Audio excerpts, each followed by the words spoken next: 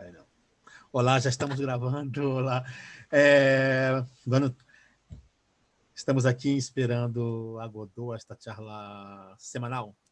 E hoje teremos a presença, bueno, nosso invitado é o dramaturgo, diretor, docente, cenógrafo e dramaturgo, ator, Stanis Aboal. Stanis, muitíssimas graças por aceitar a invitação aqui para nossa charla. Gracias a ti. Desde Barcelona, que aí a charla foi com um crítico de Madrid, periodista e crítico, e hoje estamos aqui desde Catalunha, desde as terras catalanas.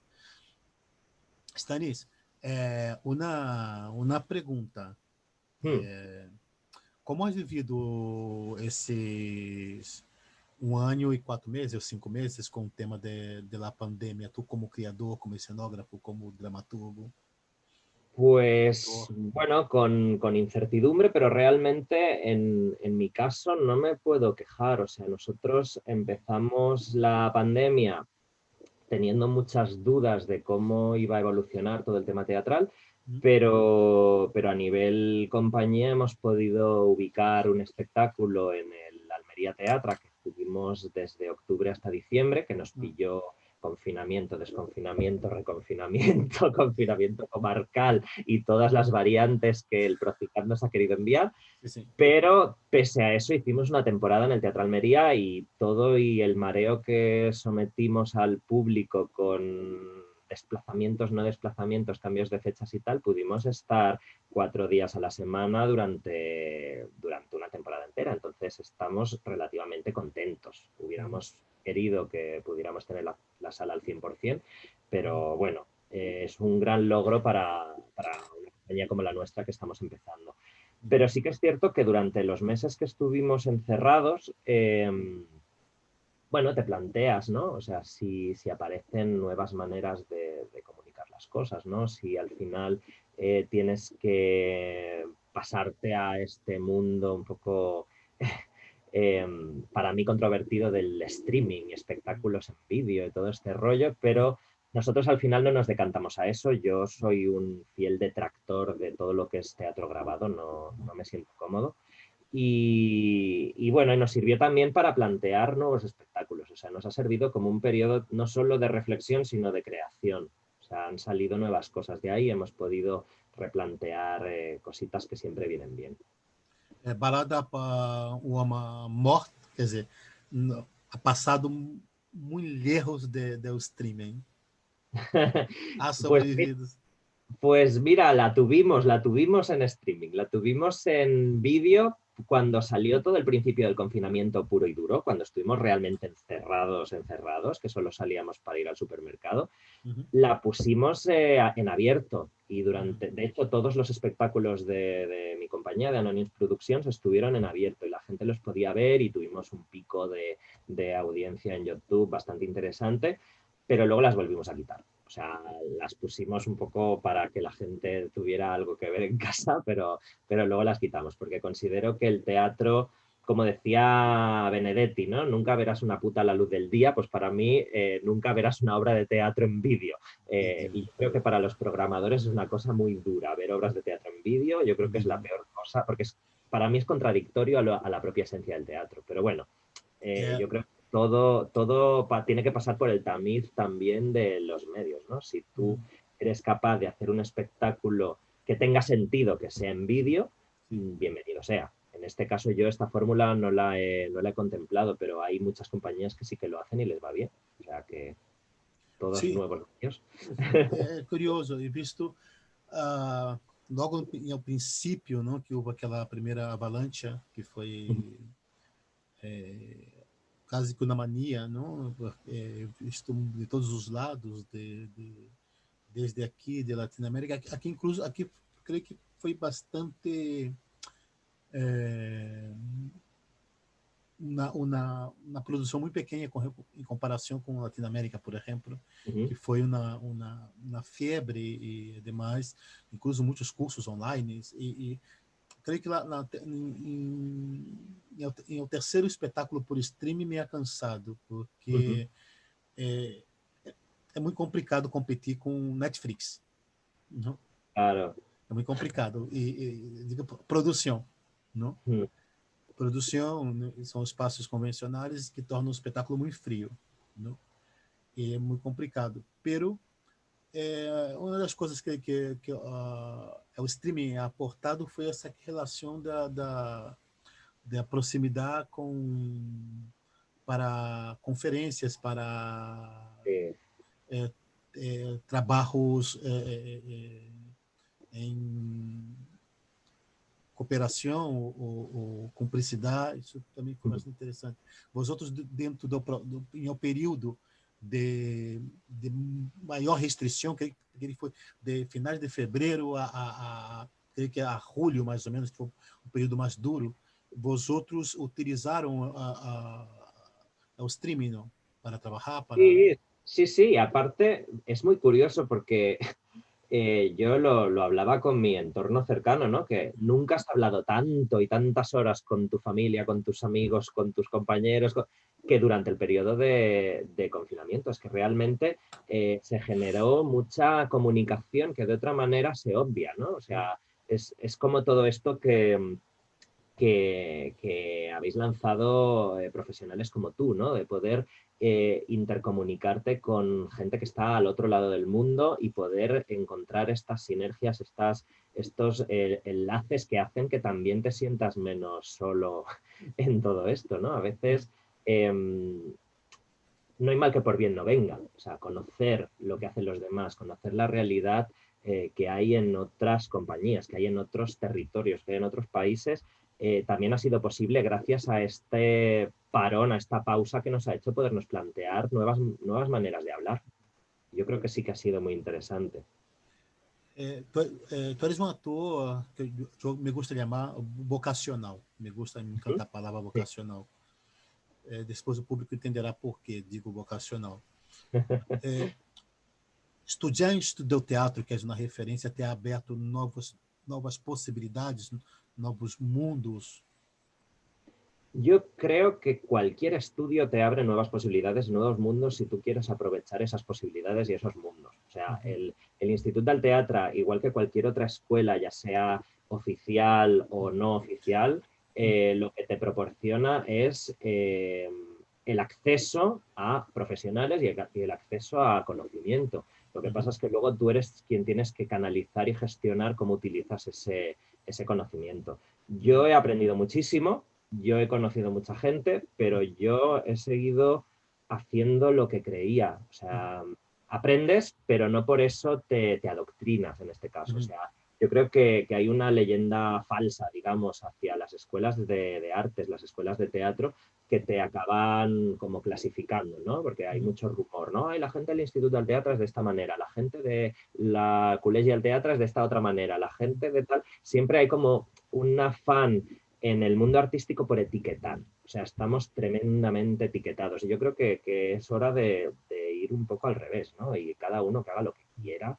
Y a mí me ha pasado mucho a nivel personal que como escenógrafo se me ha cuestionado que en círculos profesionales que hiciera de director o que hiciera de actor cuando yo, antes de ser escenógrafo, ya era actor. Entonces, y antes de entrar al Instituto del Teatre ya había hecho teatro profesional. Entonces es como que necesitas demostrar doblemente, ¿no? O sea, a mí me interesa la escenografía porque soy una persona que vengo de disciplinas artísticas, que se me da bien trabajar con las manos y se me da bien diseñar. Por eso parece como que tienes que meter en un cajón tu vocación de actor y dedicarte solamente a ser escenógrafo, que es lo que tú has querido hacer en ese momento. Entonces, dejemos de etiquetar, ¿no? Yo creo que un actor puede ser igual de buen escenógrafo que un escenógrafo puede ser igual de buen actor. O sea, simplemente es que tú te decantas para una cosa o para otra según la salida laboral que quieres enfocarte en ese momento.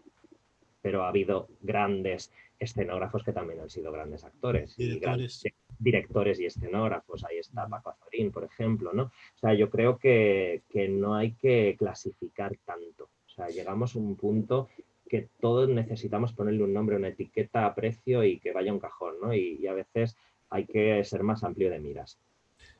Pero isso está cambiando, creio, não? Creio que desde a crise de 2007 No sé qué decirte si está Sí. cambiando o no, ¿eh? O sea, incluso las carreras artísticas Mm, se están decantando para ese etiquetaje masivo. O sea, por sí. ejemplo, en el Instituto del Teatro, Mm, el plan, yo ahora no sé qué plan de estudios habrá ahora, pero bueno, cuando yo lo dejé, yo conviví, yo acabé en 2013, mm, yo conviví con el mm, plan nuevo de aquel momento. Y el plan nuevo te enfocaba a etiquetarte mucho más. O sea, mm, nosotros en el plan que yo hice, el plan de estudios que yo seguí, podías interrelacionarte muchísimo más con todas las disciplinas, podías tener más libertad de creación, podías hacer muchas más cosas que después se fueron y que quien lo sepa mejor que yo que me rectifique, pero es lo que yo vi desde dentro, como que se iba cerrando un poco el círculo para que cada uno fuera solamente lo que tenía que ser. mm. Entonces, yo creo que una de las cosas que da riqueza artística es poder conocer a tus compañeros de otras disciplinas y poder tocar esas disciplinas, ¿no? Que tú, Mm. por mucho que seas escenógrafo, puedas estudiar dirección o que puedas estudiar dramaturgia o que puedas estudiar vestuario si hace falta. Por ejemplo, Marta Rafa es una gran figurinista y ella también era actriz en su momento. O sea, yo creo que tienes este tipo como de clasificaciones que a veces negativizan el poder hacer muchas cosas. Y en realidad poder hacer muchas cosas, si las haces bien, es una suerte. Y si las haces mal, pues bueno, ya sabrás tú lo que haces. Muitos, eu creio que de alguma maneira há um diferencial Uh -huh, com os alunos do Estudo Teatro. Há essa relação também com o Liura, alguns alunos que saíram de conosco, muitos que dramaturgos e uh -huh. diretores que foram ao TECIS e ali desenvolveram uma carreira, não tem, por ser não chega a ser uma universidade, mas uma escola onde há determinada disciplina que diferencia um pouco, talvez o que diferencia o instituto do teatro das demais escolas é essa possibilidade de tocar a dramaturgia, a direção, a dança, a escenografia, trapézio, quer dizer, o circo. Em geral, as demais escolas está muito focada ou enfoca na interpretação. Bueno, Não, yo creo que lo que da el Instituto del Teatro es quizás un organigrama, un plan de estudios mucho más amplio y mucho más estructurado también por la cantidad de años que lleva sim, existiendo. O sea, el Instituto del sim, Teatro tiene 100 años de historia o más. O sea, exato. ha Bueno, pasado, ha pasado teremos ya. aí grandes nomes, Sí, não? sí.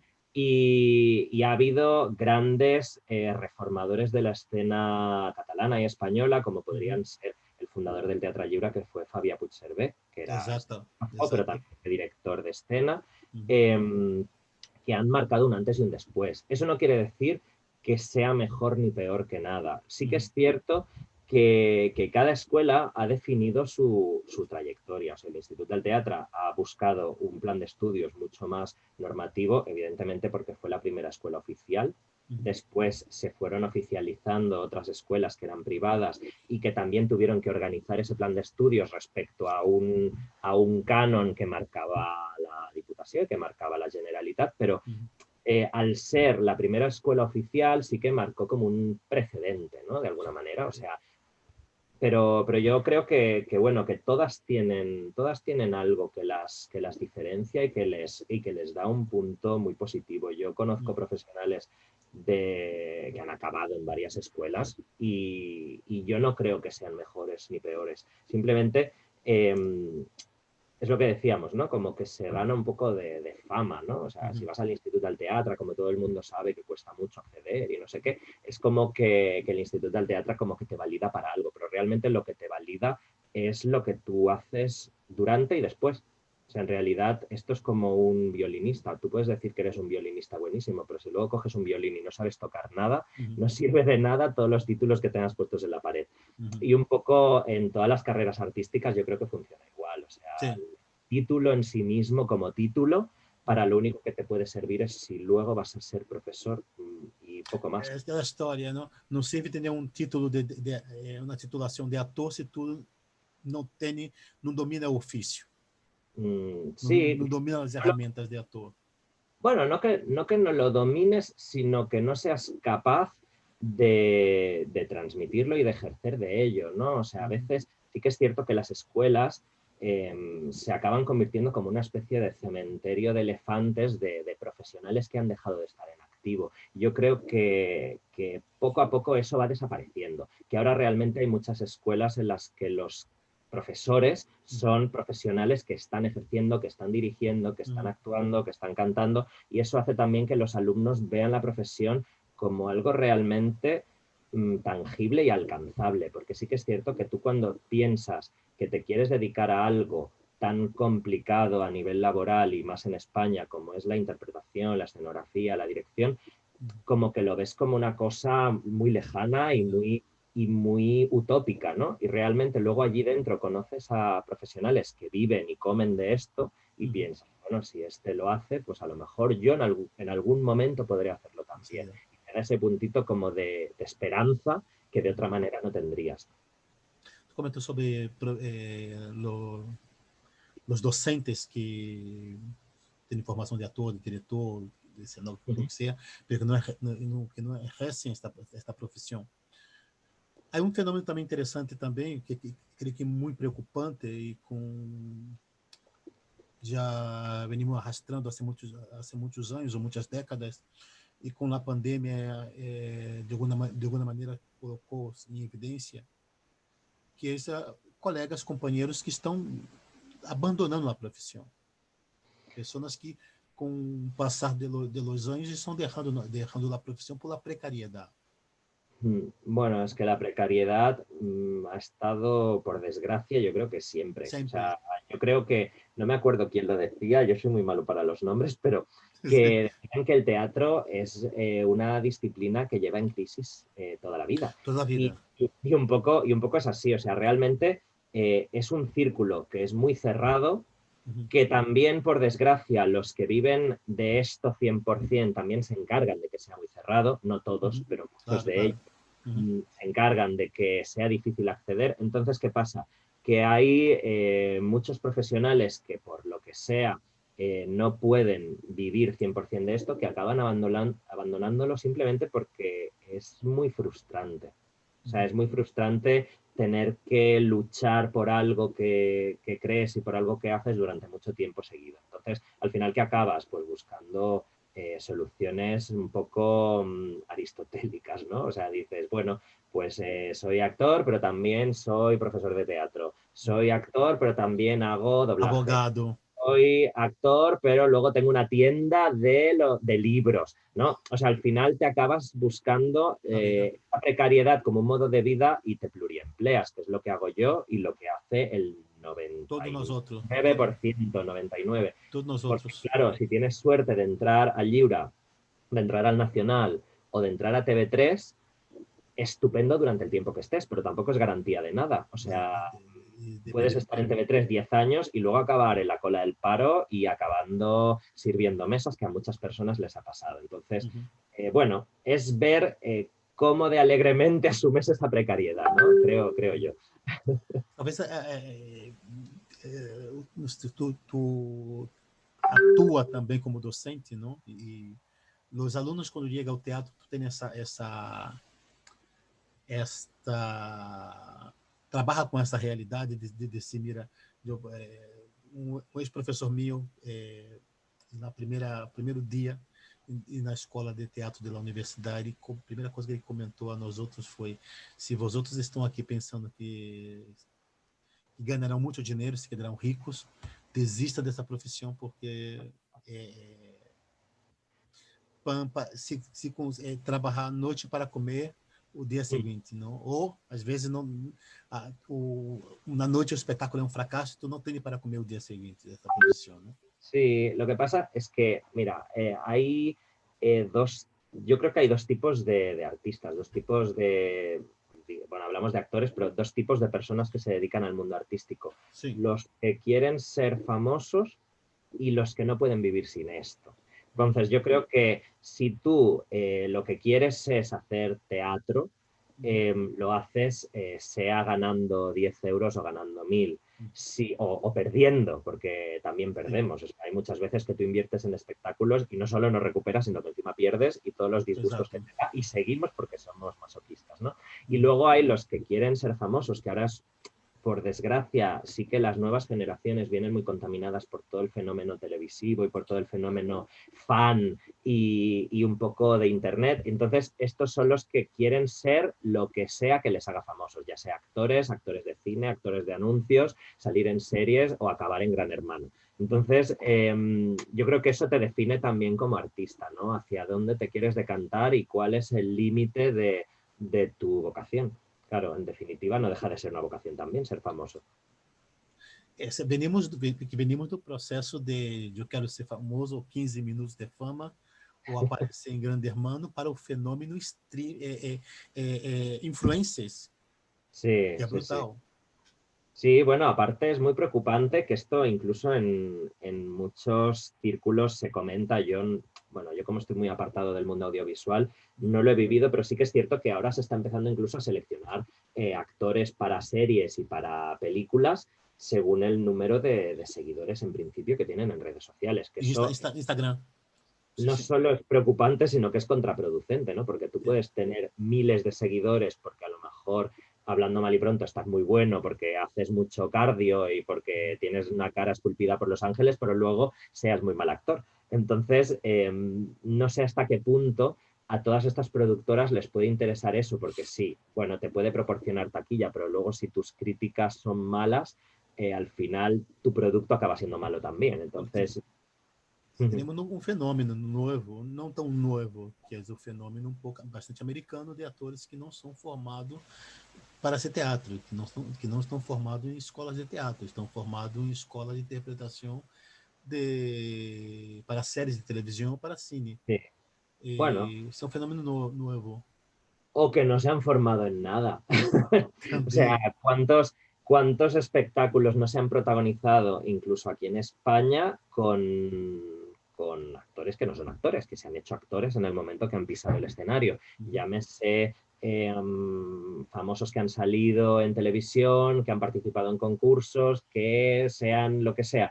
Y bueno, al final acaban siendo algunos grandes éxitos de taquilla, acaban siendo otros fracasos y algunos acaban siendo grandes actores y otros pues solamente hacen eso y ya está. O sea, al final es un poco ver si se cuadra el círculo, ¿no? O sea, pasó incluso con el fenómeno aquí en España de Operación Triunfo. O sea, los primeros triunfitos, ¿no? Algunos de ellos acabaron siendo grandes artistas, algunos de ellos acabaron metiéndose en diversos sectores, no solo el de la música propiamente dicha, sino en el teatro musical. Y luego ha habido otros que se han esfumado de la faz de la tierra y han acabado en trabajos anónimos. Entonces, yo creo que es ver si realmente esas personas acaban donde están en el sitio adecuado, en el lugar adecuado, ¿no? Que a veces es un poco eso, ¿no? De que realmente te descubran de alguna manera. Eu estava contando, pensaria do trabalho como cenógrafo, comentava Uh -huh. antes, não sobre esse tema de ser ator, ser diretor, ser cenógrafo, vou começar por cenografia. Pelo menos eu tenho mais de 30 trabalhos como cenógrafo e Uh -huh. vestuário.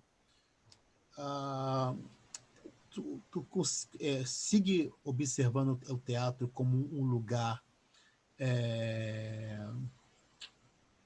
profundamente misterioso?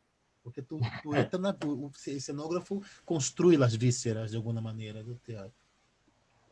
Bueno, yo creo que hay dos tipos As de... catacumbas. Yo creo que hay dos tipos de maneras de abordar una escenografía y un vestuario. Una, mano a mano con el director, o sea, que realmente el imaginario que tú tienes y el imaginario que el director pueda tener acaben convergiendo en una idea que genere algo redondo y que funcione, ¿no? En este caso, con la idea dramatúrgica y la idea de puesta en escena. Y otra simplemente ofreciéndole tú un imaginario al director y que el director te lo acepte, que a veces eso luego al final no acaba funcionando. Entonces, yo sí que considero que soy un escenógrafo que me gusta mucho generar mi propio mundo e intentar convencer al director de ese mundo que yo he generado, que a veces eso es muy malo, porque a veces el director y tú estáis en universos totalmente diferentes. Entonces, yo intento siempre encontrar directores que entiendan ese imaginario con el que yo trabajo, y si no, a veces pues simplemente acabas adaptándote. O sea, cuando son proyectos puramente alimenticios que tú consideras que tienes que ceder, al final acabas haciendo cosas que no te las sientes tuyas, pero que luego funcionan. O sea, en definitiva, estás haciendo un poco de Dr. Jekyll y Mr. Hyde. Pero a mí siempre lo que decías del tema este de la magia, ¿no? O sea, yo para mí es una manera también de generar nuevos universos. Entonces yo intento siempre buscar ese punto más mágico, ¿no? Si puedo venderlo al director, intento. Pero existe, é uma tendência,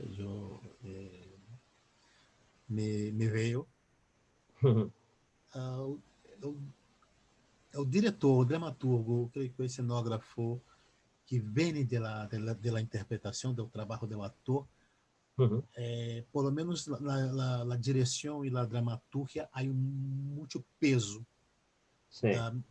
desde do pensamento, desde a mirada do ator. É um ator que está escrevendo para outro ator, não? E pesa muitíssimo. No caso da escenografia também, porque aqui tu tem uma série de questões, porque tu está atuando, tu tem uma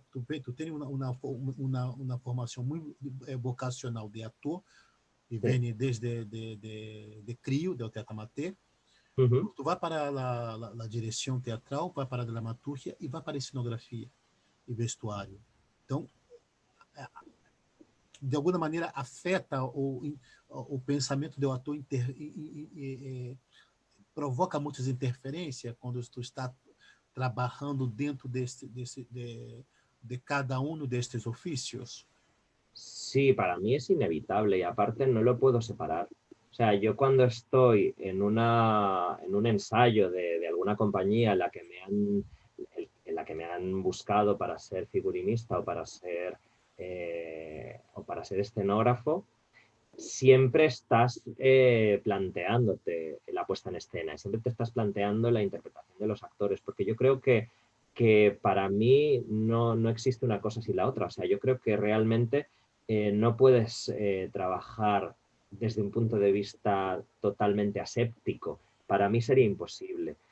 Sí que es cierto que en principio debería ser así. O sea, yo creo que el diálogo tiene que ser siempre unilateral. O sea, tiene que aportar el director al escenógrafo, el escenógrafo al director, el escenógrafo al figurinista, el figurinista al iluminador, etcétera, generando una gran masa de trabajo donde todos contaminen a todos. Lo que pasa es que muchas veces alguien tiene que separar el grano de la paja y en este caso es el director, ¿no? Es el director el que dice sí o el que dice no. Con mayor o menor acierto según el director que sea. Pero sí que es cierto que para mí separarlo es muy difícil. O sea, yo cuando estoy planteando un vestuario y la escenografía no es mía, yo ese vestuario para mí está absolutamente contaminado de la escenografía del escenógrafo, porque realmente para mí una cosa no puede dejar de existir sin la otra. Si no, al final estás jugando a los cromos, ¿no? O sea, yo hago mi trabajo por mi cuenta, te lo pego encima de tu escenografía y luego que venga el iluminador y lo ilumine. Y al final acaba siendo un gazpacho que no se entiende nada. Entonces yo creo que sí, que tiene que contaminarse, desde mi punto de vista al menos. E aqui, então entra aqui a figura do diretor agora. Tu comentava antes tua atuação como cenógrafo, de alguma maneira tentando seduzir o diretor, provocar e convencê-lo, não? Quando tu está atuando também, quando tu está atuando como diretor, não? E cenógrafo, como se dá? É mais fácil? Cuando estoy actuando de director, claro, es que a ver, cuando he hecho de director, siempre la escenografía la he acabado diseñando yo. Entonces, no me he encontrado todavía con con un proyecto que yo dirija, que la escenografía no sea mía, por desgracia, porque todos los proyectos que he dirigido son dentro de mi compañía.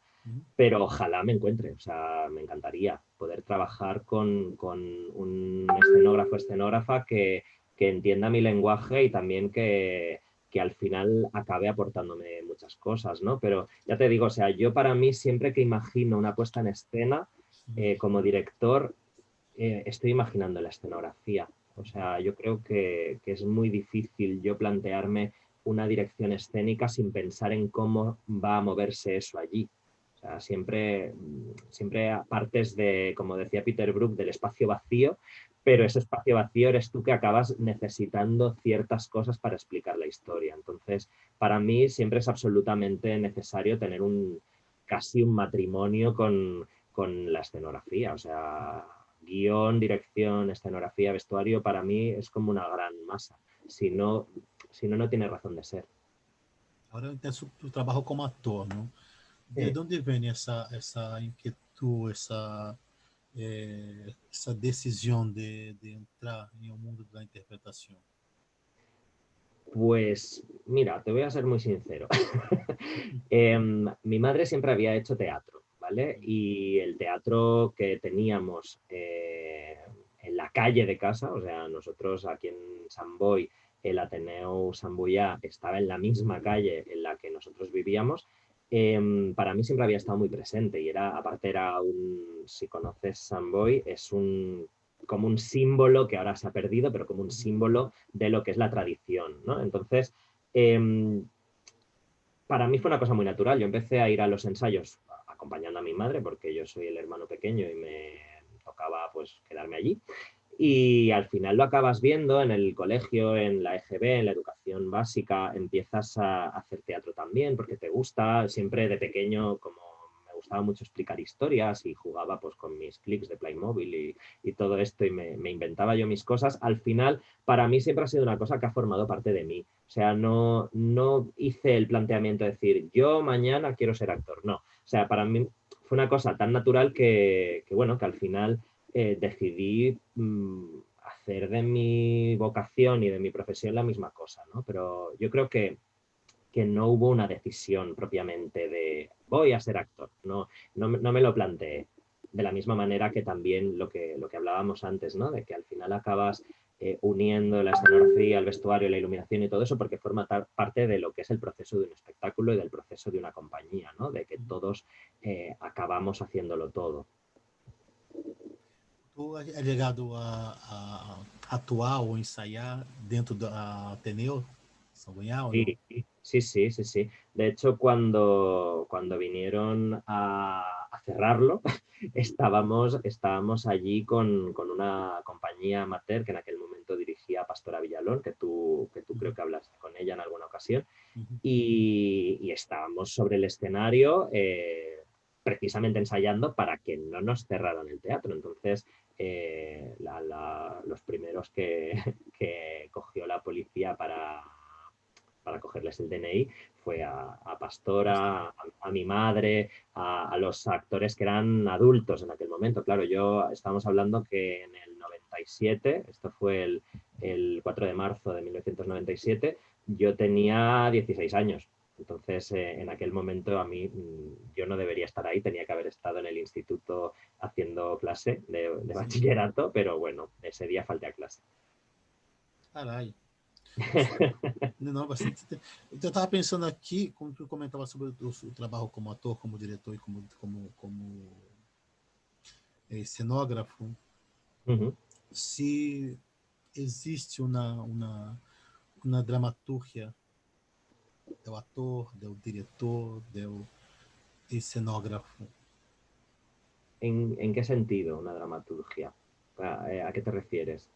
Como comentava antes, não, quando creio que a influência nossa quando trabalha, venimos da atuação, Uh -huh.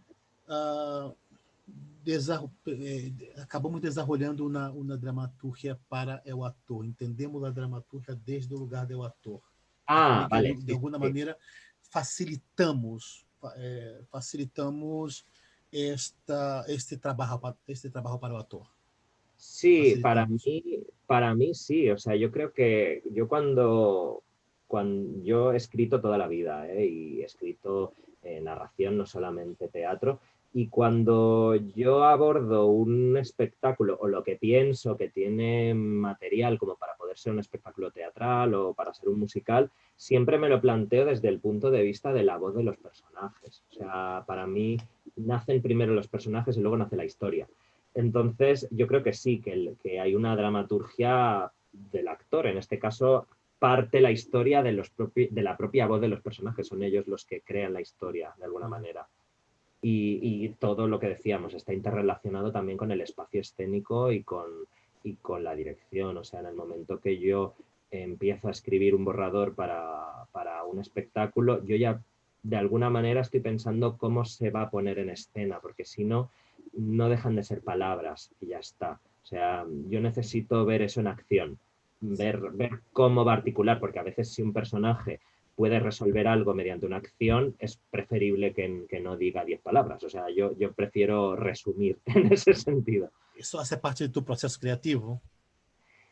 Sí, lo que pasa es que yo a nivel de proceso creativo soy bastante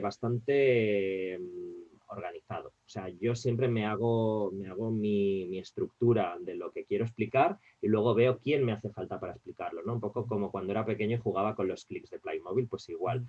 Yo pienso la historia y luego veo esa historia, cuánta gente necesito para explicarla, cuánta escenografía necesito para explicarla y cuánta duración va a tener y si va a ser cantado o va a ser narrado o ver cómo va a funcionar. O sea, realmente eh, nace primero lo que quiero explicar y luego cómo explicarlo. O Stanis, Hmm. vamos entrar em temas delicados. Há pouco houve estudou teatro, eh, algumas denúncias sobre comportamento de professores, Uh -huh. sobre acoso moral, acoso sexual. E tenho debatido isso, bom, isso creio que há mais ou menos 4 ou 5 anos que o tema do Me Too vem Uh -huh. ocorrendo, com mais, dependendo do país, com mais frequência ou com menos frequências. E nós outros temos debatido muitíssimo sobre esse tema, porque pelo menos sou maior que tu, e minha geração estamos muito acostumados com professores com a postura de destruir o aluno, que Sí. hoje é considerada coisa moral, ou Uh vexatório, alguma coisa assim. Vexatório. É, que é muito difícil de desconstruir esse tipo de, de postura, porque veníamos de um lugar onde esse tipo de postura estava muito normalizado. -huh. E esses professores formavam outros professores. Acabavam muitos deles sendo referentes. Sí. Não? E eu he visto ao lado, amigos que correram essa maneira de atuar como docente a partir de outros referentes. Uh -huh. Não? Ah, depois está o tema do acoso sexual Sí. também, dentro de uma profissão, isso eu digo sem nenhum problema, porque levo muitos anos, onde o sexo sempre estava a câmbio, como moneda de câmbio. Uh E por outro lado, as relações muito próximas. As relações são eu recordo de haver atuado em teatros onde não havia um lavabo masculino e feminino para os atores, para as atrizes, era o mesmo, não? E há muito e creio que com as denúncias que estão ocorrendo, eu tenho a sensação de que nós homens atuamos de duas maneiras. Ou giramos para o outro lado, ou acabamos de atacar a pessoa denunciada. Tu não crê que nos falta como homens abordar esta realidad, las cuestiones de frente y con verdad. Sí, yo creo que hay un problema de base y es que en la enseñanza en general, no solamente en las enseñanzas artísticas, que No, todavía en todos los ámbitos de las... las relaciones humanas todavía son más cercanas, ¿no? Pero en todas las enseñanzas se establece siempre estas posiciones de jerarquía que se acaban negativizando, ¿no? Entonces, porque hay gente que no sabe mantener su disciplina, su jerarquía, si no es humillando o si no es manipulando a sus alumnos. Entonces, yo creo que hay un problema de todo esto que es la normalización. O sea, cuando tú normalizas, depende de qué comportamientos, ya sea cuando eres pequeño en el colegio y un profesor te pega, o cuando eres más mayor y un profesor te insulta, o cuando eres, o sea, acabamos normalizando las vejaciones como que son parte de nuestra enseñanza. Yo creo que el problema es de raíz y el problema es de base. O sea, esas vejaciones pueden ser físicas, pueden ser morales, pueden ser sexuales, pueden ser de cualquier índole. Y acabamos aceptándolas como parte de nuestra realidad y no debería ser así.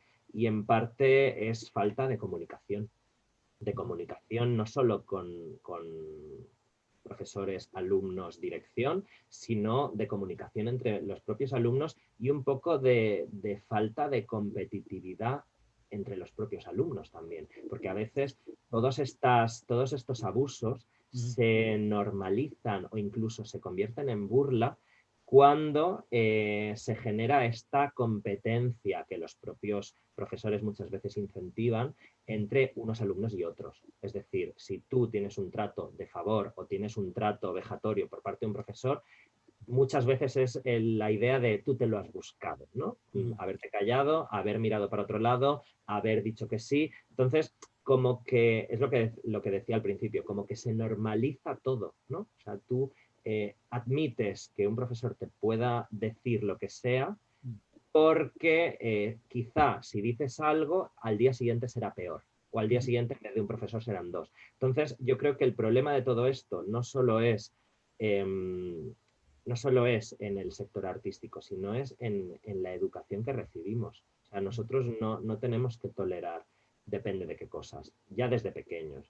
Y el problema que hay en el sector artístico, todavía más en el teatro, es que se sobreentiende que las relaciones tienen que ser próximas, incluso llegando a extremos de lo que decíamos, ¿no? De poder llegar a esa línea del abuso psicológico o el abuso sexual, o sea, de que tú tengas que tolerar, depende de qué comportamientos, porque el teatro es un medio en el que esos comportamientos Permisivos.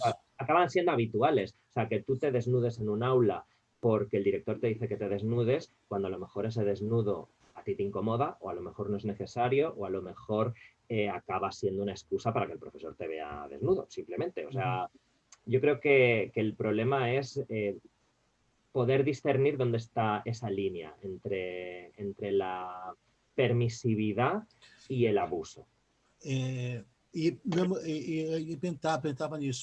Pensava nisso, na questão da linha rojas. Há novas linhas rojas que nós outros aún não temos claro onde estão, quais são essas linhas. Tu comentava sobre a permissividade, já é algo estrutural. Por exemplo, talvez nos institutos, por exemplo, não?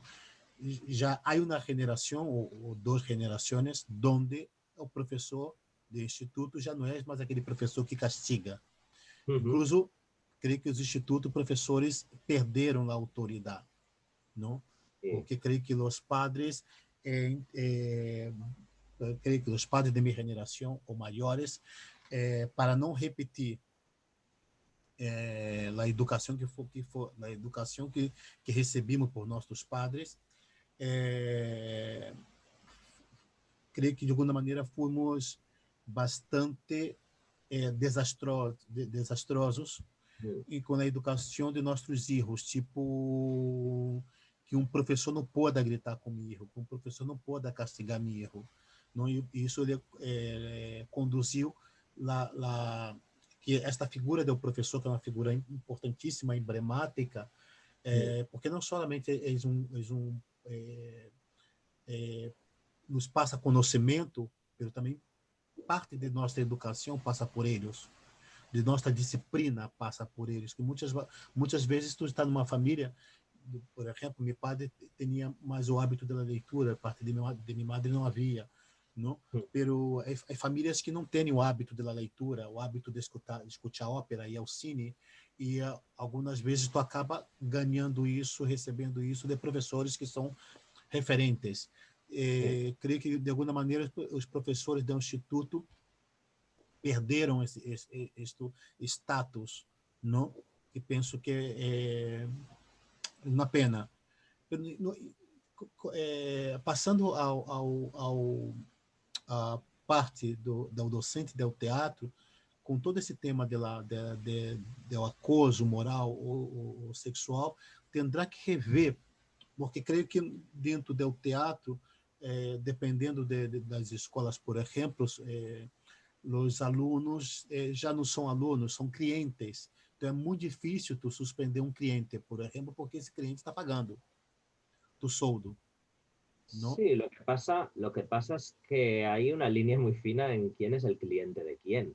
Claro, o sea, realmente sí, bueno, las escuelas privadas, los alumnos son clientes, pero también el alumno tiene que saber ver si está aprovechando de esas enseñanzas para aprender algo, ¿no? Porque si realmente fuera considerado como una relación mercantil, al final todos sacarían notas brillantes y la enseñanza no tendría razón de ser. Entonces, en definitiva, cada uno, esto es como el teatro, cada uno acepta el rol que le toca en esta obra, ¿no? O sea, si tú entras a una escuela privada, sea del tipo que sea, como pasa en políticos madrileños que les regalan el título, bueno, ¿de qué te sirve? O sea, yo estoy tentando no mirar los diarios de hoy. Al final, si te regalan un título, el más estafado después de todo eres tú, porque el título que te han dado es un papel que no te sirve absolutamente para nada. E isso é um tema que temos que rever com relação ao teatro, que é o tema da todo este debate sobre a função do docente de teatro, que está agora mesmo na corda floja. Talvez isso pode ser interessante, porque aí passam muitos alunos pelas escolas de teatro que não tem talento, que não são talentosos, que muitos não vão a ser teatro. Já Sí, existe a seleção natural. E creio que talvez terá que alguns professores com todo esse tema que está passando agora, talvez serão mais demais de manter uma relação mais distante, creio que é saudável, para poder criar um filtro, não? Um colador de que conseguir pensar os bons alunos, não? Onde não tenha que se dar essa relação de poder, de vejatória, alguma coisa assim, não? Sí, lo que pasa es que el talento, es que esto es un tema, podríamos hacer otro debate otro día sobre el talento, pero el talento... Próxima charla. Hay tema. El talento es un concepto en bruto. O sea, tú puedes ser un gran virtuoso de lo que sea porque tienes un talento innato, pero si después no eres trabajador, si después ese talento no lo canalizas hacia lo que tienes que hacer, si no eres suficientemente disciplinado, etcétera, etcétera, etcétera, hay una serie de valores que no son talento, no te sirve de nada ese talento. Entonces, al final, yo creo que el profesor no solamente tiene que saber canalizar el talento de sus alumnos, sino tiene que saber hacer de los alumnos menos talentosos profesionales válidos. Entonces, muchas veces hay alumnos que no son tan talentosos, pero que son mucho más válidos y que acaban teniendo una carrera mucho más exitosa. O sea, muchas veces es esto, o sea, o tienes cabeza o tienes piernas, ¿no? O sea, tienes que saber hasta qué punto tienes que dejarte guiar por el profesor. Yo creo que el talento, en este caso, de un gran profesor es saber aunar las dos cosas, ¿no? Y a veces que se dé este factor especial, que es una persona que tiene talento y que encima es trabajador. Porque a veces, por desgracia, hay muchos trabajadores que pobres no tienen mucho talento, entonces tú los puedes guiar a que aprendan una serie de trucos para que se note menos que no tienen talento, que es técnica, en definitiva, o sea, la técnica también sirve para eso, y después alumnos absolutamente talentosos que son actores natos, pero tienen unas actitudes tan malas y acaban enterrándose ellos mismos. Casos de actores muy famosos que han acabado en drogas, cantantes muy famosos que han acabado suicidándose, que esos son cantantes y actores con mucho talento, pero con poca actitud para mantener ese talento. Tu comentou uma coisa muito interessante que me quedo pensando sobre o tema das figuras de teatro, homens e mulheres de teatro que conheci hasta hoje, há uma coisa chamada disciplina. São pessoas muito obsessivas e trabalham muitíssimo, trabalham muito e produzem muito, mas são extremadamente disciplinados.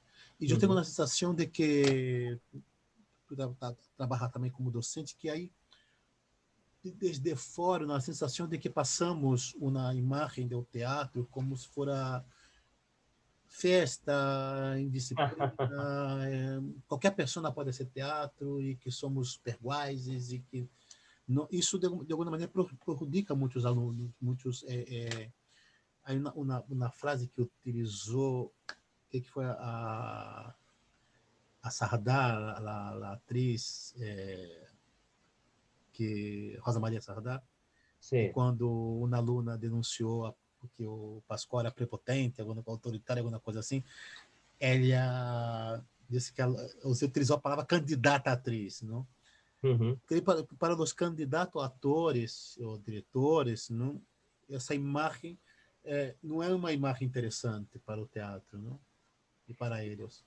Bueno, es que hay un problema y es que en el mundo de la interpretación, más allá de en cualquier otro mundo de las disciplinas de artes escénicas, hay un gran componente de intrusismo laboral. O sea, tú, por ejemplo, para ser bailarín del ballet ruso o de ser bailarín de la Compañía Nacional de Danza, si no sabes bailar, no entras. Claro. Si tú quieres ser violinista y no sabes tocar el violín, no entras a la orquesta. Pero si tú eres actor y te crees que sabes hablar y moverte, te presentas a un casting y si al director le hace gracia, te cogen y a lo mejor no has estudiado nunca nada. Que eso no quiere decir que no tengas talento y que eso no quiere decir que no puedas llegar a eso. Lo que sí que es cierto que la gente en los muggles, ¿no? Como dirían en Harry Potter, los muggles se creen que el teatro es fácil, que ser actor es fácil. Y bueno, hablar y decir un texto, según el texto y según lo que hables, puede llegar a ser relativamente fácil, pero no por eso no requiere menos disciplina. Entonces, yo creo que el problema es esto, ¿no? O sea, a veces lo que decías de Rosa María Sardá y de Lluís Pascual, o sea, si el director es exigente, a veces es porque puede sacar de ti muchas más cosas de las que tú te ves a ti mismo. Entonces, de ahí viene esa disciplina y de ahí viene esa jerarquía que a veces está mal entendida, porque jerarquía no quiere decir que te tengan que dejar ni hablar mal ni nada de esto. Pero sí que es cierto que en unas relaciones de 8 horas diarias, al final es muy difícil no tener conflictos personales. Entonces, bueno, hay siempre que escuchar las dos partes de una historia, ¿no? Las partes de la actriz candidata y las partes del director. Pero sí, o sea, yo creo que el componente suerte y el componente intrusismo en el mundo de la interpretación, por desgracia, está muy presente. Y hay mucha gente que se cree que, bueno, y en cine sobre todo, que se cree que porque tú sabes decir A, B, C, eres capaz de hacer una película o hacer 20, ¿no? Y a veces no es así. Pero bueno. Pues Santiago Segura coloca a persona en sus películas como Belén Esteban, por ejemplo, ¿no? Pero Santiago Segura, y ojo, no lo critico, que es una persona muy graciosa, pero es un gran candidato a famoso. O sea, realmente él empezó presentándose a concursos, presentándose a 1000 historias de humorista de tal, de ta, ta, ta, ta, ta, hasta que llegó a ser actor, director, etcétera, etcétera. Como dicen los de Ojete Calor, mocatriz, ¿no? Mocactor sería en este caso. Pero es la vertiente famoso que ha llegado a actor. O sea, luego están los actores que llegan a famosos o los actores que se quedan como actores y ya está, ¿no? Pero son esos dos que decía yo al principio. Para ter aí elementos fundamentais que ou qualidades que é necessário para um ator. Pues cualidades que son necesarias para un actor. La disciplina yo creo que es una de ellas. Sí. La predisposición. Sí, la disciplina y la predisposición digo em questão, tu comentava sobre, por exemplo, um bailarino do balé de Moscou ou do balé não sei que era de Londres, por exemplo. Quando digo formação, a questão de ferramentas, por exemplo. Sabemos que Madonna não é uma grande cantante, Madonna, não? Pero Madonna é uma pessoa obsessiva que aprendeu aos 40 anos, finalmente conseguiu tocar guitarra aos 40 anos. Bueno, bailou toda a sua vida está a conseguir bailar bem, não? É uma cantante mediana, não? E conseguido ser uma grande artista. Não quando digo o ator, por exemplo, uma coisa que observo um ator quando entra em cena, como camina, por exemplo. Quando eu vejo um ator patoso, penso, ui, por ejemplo. Caminar, cuando te planteas que tienes que caminar, te das cuenta que no es tan fácil. O sea, hay cosas, sí, o sea, hay cosas en escena que parecen súper simples y súper cotidianas que luego no lo son. Pero bueno, yo creo que, por ejemplo, hablábamos de Madonna o podíamos hablar de Elton John, hay una cosa que es el talento. Al talento propiamente técnico, o sea, Madonna no es una gran cantante, Elton John sí que es un gran músico, ¿vale? Pero luego hay otra cosa que se le llama el intelecto y el carisma. O sea, tú puedes ser un cantante normalito, como el caso que era Madonna. Madonna no era una gran virtuosa de su voz, pero es una persona que tuvo un carisma y una inteligencia brutal, tan grandes y esa capacidad sobre todo de inteligencia y de reinventarse. A la vista está, que tiene 60 y pico de años y todavía sigue sorprendiendo, que hace que esa persona siga evolucionando y bueno, cuando hizo Evita todo el mundo no daba un duro por ella y se formó en voz y acabó haciendo una Evita más que solvente, pese a que tenía grandes referentes a sus espaldas como era Patti LuPone en su momento, que hizo la Evita de Broadway. Entonces, bueno, siempre hay una serie de especias que añadirle al caldo para que el caldo funcione, ¿no? Y esté rico. E tem uma característica muito boa, ela tem uma característica das pessoas que realmente trabalham. Tu comentava sobre o tema sobre pessoas que buscam a fama, não? E o teatro funciona muitíssimo. E o teatro funciona lá. Como se chama a palavra, cara? Não é respeito. Bueno, já buscaria a palavra. Ela é uma figura que ela é extremadamente trabalhadora, extremadamente obsessiva, extremadamente disciplinada, que é uma característica de pessoas que conseguem se firmar credibilidade. O teatro tu pode não ser famoso, o teatro trabalha com a credibilidade, que é isso que exige não tu construir tu pode não aparecer na série de TV3 ou da televisão espanhola, pero tu consegue criar uma credibilidade dentro desse universo, desse pequeno mundo do teatro. Sí, esa característica me gusta. Absolutamente, o sea, yo creo que una de las cosas que más me fascina del trabajo de un actor a veces es precisamente ese componente de verdad. Y la verdad es una cosa que para directores es muy difícil de encontrar en un actor, ¿no? De que realmente hay actores que yo, por ejemplo, una serie que me ha gustado mucho, que he estado viendo ahora en Netflix, que es The Crown, No sé si la has visto, la actriz que hace de la reina Elizabeth en las primeras temporadas, que es una chica muy No he joven, visto, no. que es Claire Foy o Claire Fay, no me acuerdo cómo se llama. Esta chica, con sus ojos, transmite una verdad impresionante. Y a veces ni siquiera habla. Hay escenas que son planos de su cara y puedes estar viendo lo que el personaje está pensando sin que diga absolutamente nada. Y muchas veces es contradictorio con lo que hace luego. Y yo creo que esa verdad es el valor más difícil de conseguir como actor y en un actor. O sea, cuando tú buscas un actor y a veces tiene mucha técnica, a veces tiene una voz carismática, a veces es muy atractivo, a veces es tal, pero no te lo crees. Y no sabes por qué, ¿no? Decir, ostras, y lo intenta y trabaja y es disciplinado, pero no te lo crees. Y a veces hay otros actores que sin ser tan buenos tienen ese componente de autenticidad que hacen que se coman la escena y que salgan en escena sin decir absolutamente nada y brillen, ¿no? Y para mí esa especia, ¿no? Ese componente de un actor que es casi, casi mágico. Eu não havia perguntado na última na charla que eu com Miquel, Uh-huh. nasceu nas 2 semanas, uma semana, 2 semanas.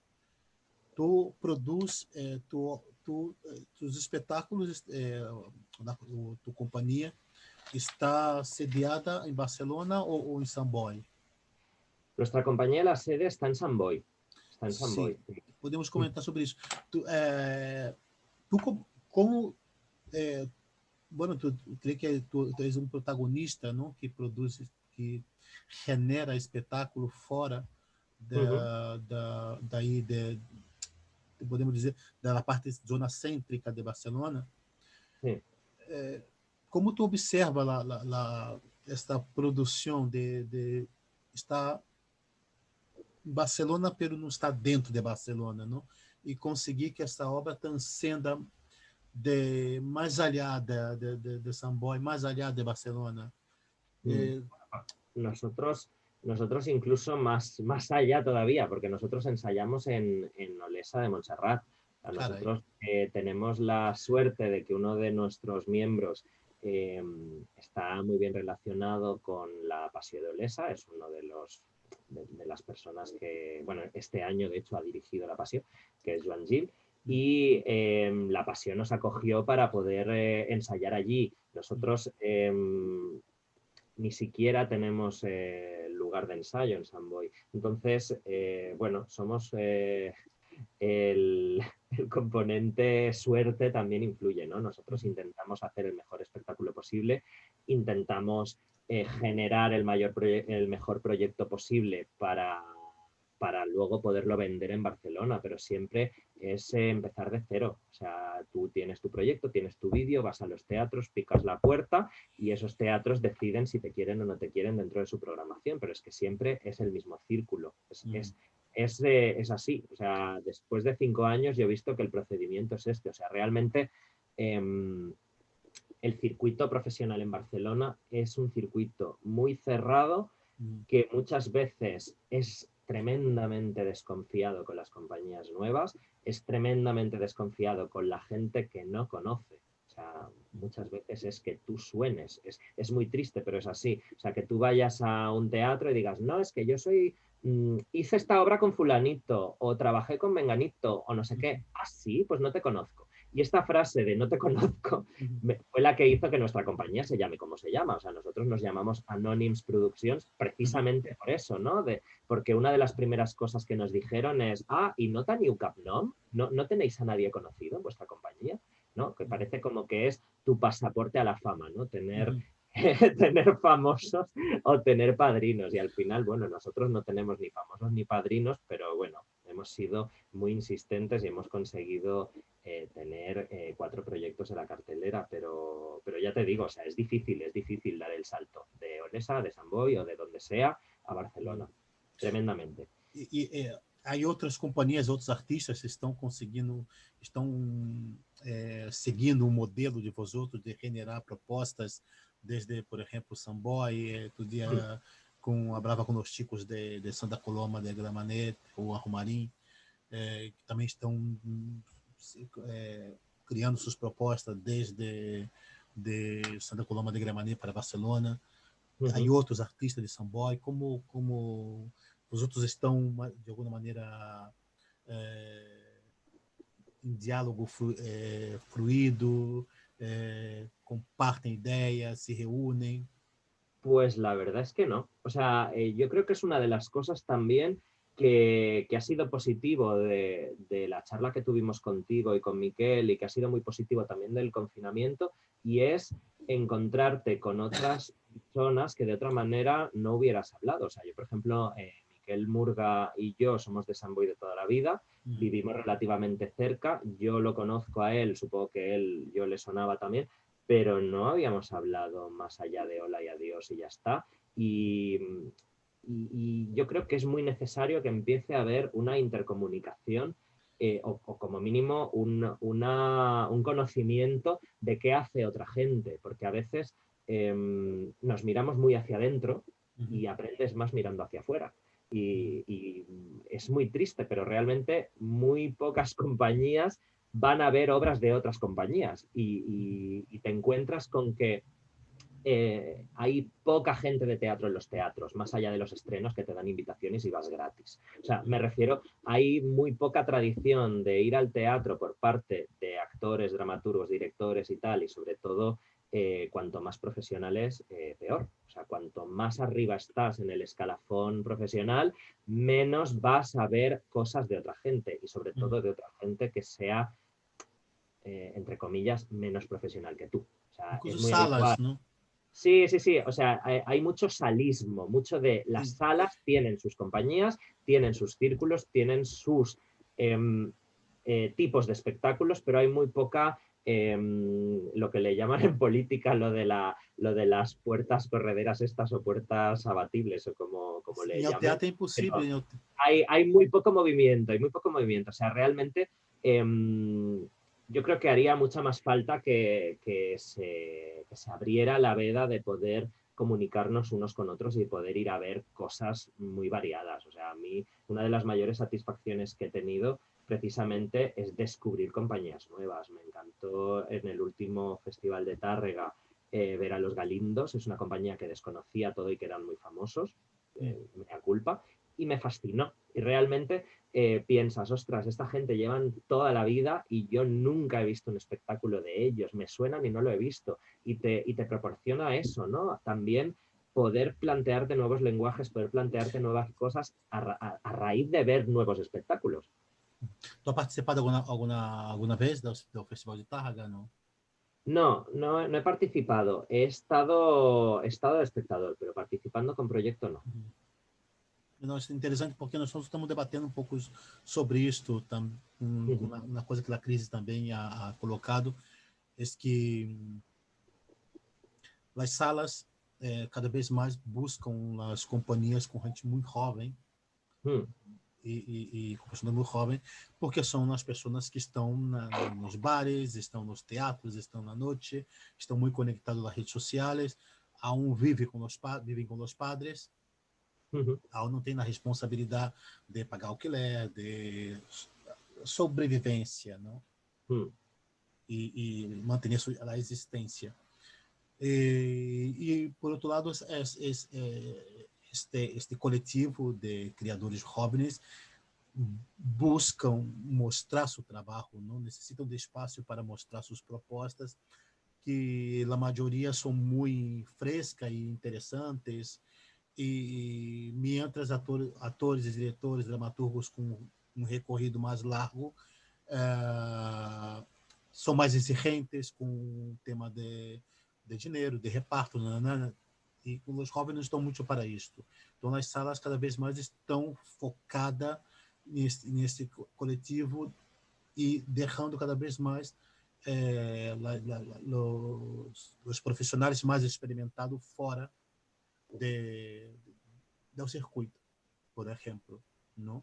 Tu tem observado isso ou não? Tem discutido, debatido sobre esse tema ou não?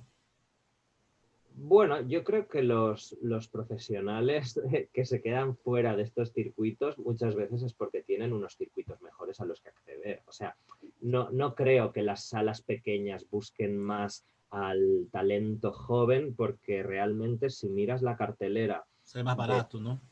si miras la cartelera de los últimos años, Mm. cada vez se está llevando más el tema de las reposiciones. ¿Reposiciones por qué? Porque las compañías tienen poco acceso a las salas de Muy difusión, poco. porque las salas tienen miedo de coger proyectos nuevos de gente desconocida. Entonces acaban reponiendo éxitos pasados, acaban reponiendo espectáculos que les han funcionado, evidentemente porque las salas necesitan subsistir, pero también eso hace que los circuitos cada vez sean más repetitivos y sean las salas cada vez más cerradas a coger proyectos nuevos. Sí. Entonces, no sé si estoy de acuerdo o no, pero sí que es cierto que lo que veo es que, bueno, que hay un afán por coger proyectos de gente joven, pero son proyectos de gente joven que de alguna manera están ahí por algún motivo. O sea, ya sea porque a lo mejor les salen más baratos o porque también se adaptan a las condiciones de la sala. No olvidemos que ahora muchas salas, por desgracia, necesitan hacer lo que le llaman taquilla caliente. Que taquilla caliente es, hay un espectáculo cada hora o cada media hora. Entonces tú tienes que montar y desmontar corriendo. O sea, nosotros como hacemos musicales principalmente, nos hemos visto muy afectados a esto. O sea, tienes que buscarte la manera de montar y desmontar en media hora, te tienes que buscar la manera de hacer desaparecer la escenografía. Salas grandes. Bueno, las salas a las que yo he podido acceder como mínimo. A nosotros en el Almería Teatra, que nos han tratado súper bien, nos encontramos con esto. O sea, el Almería Teatra, para poder subsistir, igual que muchas otras salas, para poder subsistir necesitan tener muchísimas cosas programadas el mismo día. Al mismo Entonces, día. No claro, sabía. entonces tú tienes función a las 4, a las 6, a las 8 y a las 10. Entonces, ¿qué pasa? Que tu función no puede durar más de una durada determinada. O sea, nuestro espectáculo, por ejemplo, Balada, duraba 1 hora 36 y esos 6 minutos nos eran vitales, porque si un día nos alargábamos 2 minutos más de la cuenta, luego era dificilísimo el siguiente espectáculo, entrar en sala, tenías ya el público fuera esperando, era realmente una maratón y al final te encuentras con que es la única manera que estas salas pueden seguir abiertas, que eso va en detrimento de los espectáculos también. Eu he Porque visto es así. Porta 4, a única sala que he visto assim. No Almeria não sabia que era assim. Fui ver um Y espetáculo pero allá. casi todas, ¿eh? O sea, ahora mismo la mayoría de salas que tienen poco aforo acaban siendo multiprogramación. O sea, la Almería Teatra, el Ars Teatra, el Eixample. O sea, muchas de estas salas necesitan este tipo de procedimientos para Sigue poder funcionando em pagar. Champla? Sí, sí, sí. Não sabia. Não Sí, sí, sabia. sí. Entonces, por eso digo que realmente todo eso acaba haciendo que, bueno, que los espectáculos cada vez sean más sencillos, por lógica. O sea, yo ahora ya para los próximos espectáculos ya me estoy planteando hacer espectáculos mucho más sencillos de montaje, porque realmente a las salas que puedes acceder, que son este tipo de salas más pequeñas, no puedes ir con espectáculos de más de hora 20, no puedes ir con muchas escenografías y muchos vestuarios, no puedes ir con montajes de luces muy complejos, no puedes, porque realmente va en tu contra. O sea, depende de que te programen o no te programen si tu montaje es rápido o lento. É muito, seguramente é muito diferente por exemplo, de montar um espetáculo em ao Teatro Champla ou Almeria Teatro, que, por exemplo, Spy Brossa. Bueno, es que los teatros que están municipalizados como el Brossa tienen la ventaja de que las compañías que están allí no les suponen un gasto. Entonces, São residentes. para empezar hay residencias. O sea, no es lo mismo nosotros que tenemos que montar un espectáculo en Olesa, hacer un vídeo y llevarlo a donde sea para que nos lo cojan, y luego ese espectáculo en el momento que entras a sala lo tienes que readaptar porque la sala no tiene las mismas características, que hacer un espectáculo como por ejemplo la compañía de Projecta Ingenu, que ha hecho muchos espectáculos con escenografías espectaculares, porque esas escenografías se quedaban ahí. Claro, yo cuando me planteo decir, claro, yo puedo llenar un teatro de arena, de tierra, de plantas, de lo que sea, en el momento en el que teatro me proporciona 3, 4 meses de temporada y esa escenografía se queda ahí. Si tú esa escenografía, como en el caso de muchas compañías, tienes que montar y desmontar en cuestión de 20 minutos, al final acabas haciendo carras con ruedas o cubos o sillas o lo que sea que puedas llevar rápido y sacar rápido. No caso Entonces, de Tantarantana, la Freihardt, la Beckett, la Circo Maldá, ujú. os Pai Brossa, não. Essas salas são um mês de... Bueno, pero los espectáculos que han podido hacer residencia han podido estar en exclusiva, que eso es lo que Sim, te sim. proporciona que tu espectáculo pueda tener medios creativos, ya no técnicos o de presupuesto, ya medios creativos mucho más vistosos. O sea, no es Claro. lo mismo poder plantar un barco, me invento, en escena, que Uhum, tener que hacer una obra con un suelo y una silla. O uhum, sea, es diferente. En caso de Maldá, por ejemplo, Maldá tiene muchas producciones propias, por no uhum. decir la gran mayoría. El Freihardt Tantarantana, também. Tantarantana creo que va un poco por ahí. La Beckett trabaja mucho con residencias, igual que el Brosa. Entonces, al final, Flyhard, tres cuartos de lo mismo. Flyhard casi todos son producciones propias, por Sim, eso pueden plantar una escenografía durante 2 meses o sim, durante los meses que sean, y esa escenografía, o como atrium, se adapta al uhum, espacio del sim, teatro. No sim, es, no es el escenógrafo que se adapta al espacio, sino es el teatro que permite ser el continente de eso. Entonces, al sim, final, tú puedes jugar mucho más. Claro, sim. yo cuando he sido escenógrafo, yo hice un montaje precisamente con Marc Chornet que se llamaba Carmela Liliamanda en la sala Atrium hace un montón de años. Uhum, La escenografía estaba absolutamente adaptada a la sala, uhum, absolutamente adaptada. ¿Por qué? Porque esa escenografía durante un mes y medio iba a estar ahí en exclusiva. Entonces tú uhum, podías forrar las paredes hasta arriba, forrar todo el suelo, uhum. hacerlo súper vistoso, todo y que fuera también moderno y contemporáneo y tal, pero no era lo mismo que poner una silla. Que ese es el problema. Sí, sí. Em Altanta, como são temporada de um mês, são 4 semanas a temporada, abaixo e arriba, Uh -huh. o incluso quando organizamos leitura significada, aproveitamos o cenário dos espetáculos Uh -huh. para adaptar a leituras significada, porque o cenário queda, porque está um mês Claro. e o cenário queda aí. Claro, eso para una compañía es un privilegio, Claro. es que se te aparezca la Virgen. O sea, que Además, aí uma coisa boa porque estão das companhias que são claro, residentes. porque es muy curioso, por ejemplo, nosotros con una comedia que teníamos que se llama Veganos el Musical, estuvimos en la Champla y en el Ars. Y era, si has visto imágenes, era una escenografía muy simple, era un suelo con unos cubos rojos y unas lámparas, ¿vale? Sim. Una de las críticas, teníamos un 9 y pico en Atrápalo, o sea, teníamos críticas muy buenas, pero una de las críticas más recurrentes era, ostras, el musical está muy bien, los actores lo hacen muy bien, pero la escenografía es muy sencillita. Y claro, piensas, y claro, porque la recojo en 20 minutos. Entonces, si tú tienes que recoger y montar la escenografía en 20 minutos, tienes que hacer una escenografía adaptada a eso. Si tienes 3 horas o tienes 3 meses, puedes hacer otras cosas. Entonces, muchas veces la calidad del espectáculo también va sujeto a una serie de salvedades que son dónde se hace, cómo se hace y para quién se hace. Uma pergunta, uma dúvida que eu havia perguntado, porque quando eu havia comentado sobre cenografia, eu havia apontado aqui e não te perguntei. Quando tu hace quando tu como é tu ponto de partida para começar na cenografia? Sempre a partir do texto o autor, ou tu se hace a proposta, porque tu dirige, a partir do texto, qual é o ponto de partida? Pues mira, yo me voy a remitir a las palabras de un grande, que es Ramon Ibars, que es un profesor que tuve yo en el Instituto del Teatro.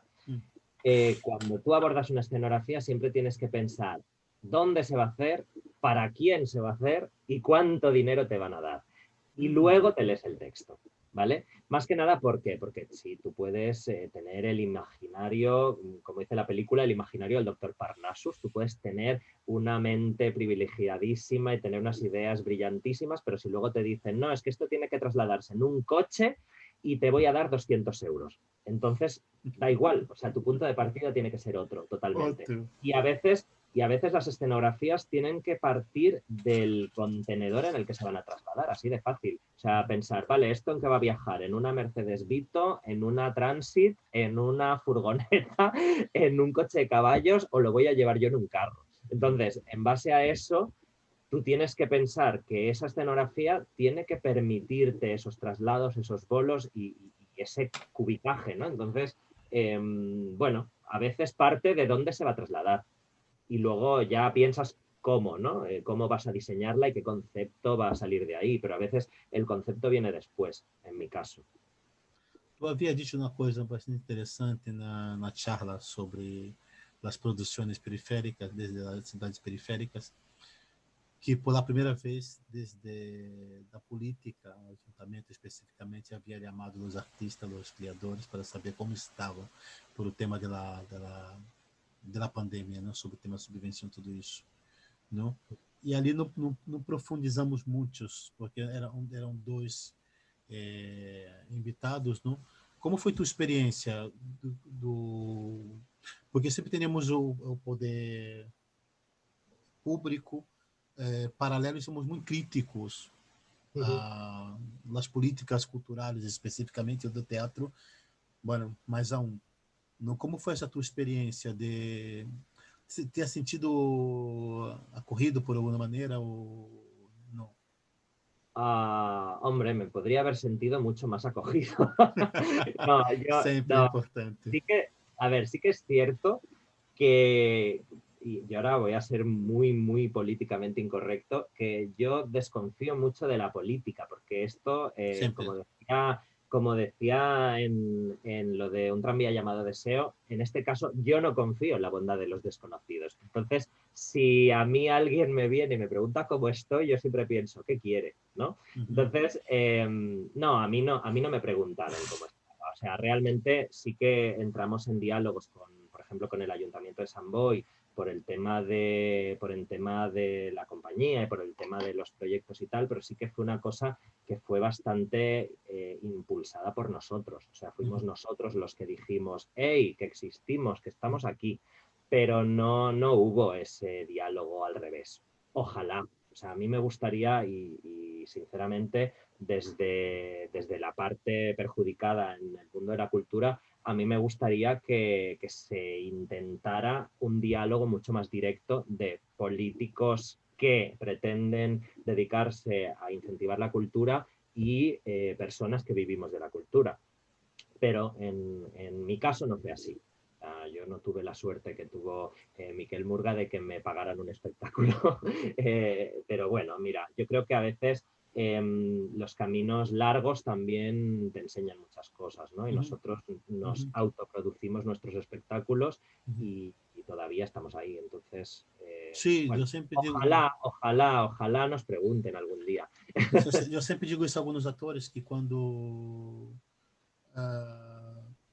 atores que tinham certa frustração de que não deveriam estar trabalhando em o Ático 22, que deveriam estar em Auliura, não?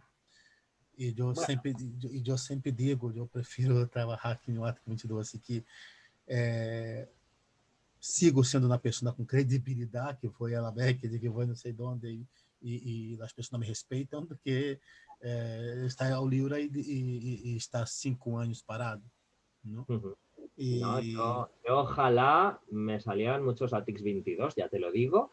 Y mira, y si algún día me sale el Lliura, pues ya abriré una botella de cava, y eso que no bebo. Una. Pero una o dos, o las que hagan falta. Pero ya te digo, o sea, yo creo que principalmente tienes que creer en lo que haces. Luego ya verás dónde lo ubicas. Y si no lo ubicas en ningún sitio, pues mira, te montas una performance en medio de una plaza, es que al final es así. Pero tu tem um espetáculo muito interessante, eu me quedo pensando aqui, tu comentas sobre o Ático, tu has enviado proposta ao Ático, ao Tantarantana? Yo envié y hablé con Julio Álvarez y no prosperó realmente. ¿Cuándo fue eso? Hace muchísimo tiempo. Hace muchísimos años. Vale. Le gustó la propuesta que le enviamos, pero no le encajó, simplemente. Entonces, no he vuelto a enviar al Tantarantana ni a Attic 22, no he vuelto a enviar nada más. Me gustaría, yo creo que, por ejemplo... Debe ter sido a época que o Ático era clandestino. Yo creo que, por ejemplo, Pols en la memoria, aquí hago publicidad, podría encajar en el ATIC 22, pero no he enviado nada. Mira, si me Deve ter sido a abres época, la puerta, yo te lo envío. deve ter sido a época que o ático era clandestino, isso. Sí, bueno, ya te digo, te hablo de hace tiempo, ¿eh? Te hablo de hace tiempo. Ha cambiado muito. Ha cambiado de o sonho de cimento, agora sim é um teatro, é o ático. Ele ha cambiado muitíssimo. Stanis, uma pergunta fácil esta, para irmos para a parte final de nossa charla. Se tu encontrasse a hora com um extraterrestre, que ele explicaria sobre a Espanha de hoje, a Catalunha de hoje? Si me encontrara con extraterrestre, me iría con él a ver si es más fácil en su planeta que en el nuestro. ¿Qué le explicaría? Ostras, ¿qué no le explicaría, no? O sea, realmente yo creo que se le podrían explicar tantísimas cosas que no entendería, que sería más interesante ver qué nos puede explicar él a nosotros. Também é outra pergunta. Stanis Aboal, muitíssimas graças por tua participação aqui. Muchísimas Espero gracias. poder ir a ver La balada por un hombre muerto. Hombre, ojalá. Necesito ver esta obra. Será por no enviártelo, yo te lo enviaré. Não, já me enviaram. Não, eu irei. Eu te digo aqui, está gravado. Eu irei a ver esse programa. Muitíssimas graças. Está gravado, estará ali, e estará daqui a umas semanas, estará no YouTube e Facebook. Así me gusta. Aqui, palavra de honor. Muitíssimas graças por tua participação aqui, por aceitar. Teníamos essa charla pendente, que bem que a charla anterior ha facilitado esta charla contigo, porque me gusta muito poder intercambiar ideias com pessoas que tocam em tantas teclas, não? E penso que é interessante porque pode incentivar outros criadores, que tus colocaciones son bastante pertinentes. Pues muchas gracias. Muchas gracias y nada, ya sabes que para lo que quieras aquí estoy. Sí. Y espero que vengas, Sí, tengo que ir y ya tengo aquí grabado. Me apetece mucho, he visto por el vídeo, pero es diferente en vídeo no. En vídeo no hay que ver nada. En vídeo no hay que ver nada. Streaming. Bueno, muchísimas gracias y te dejo un abrazo. Gracias a ti, un abrazo también.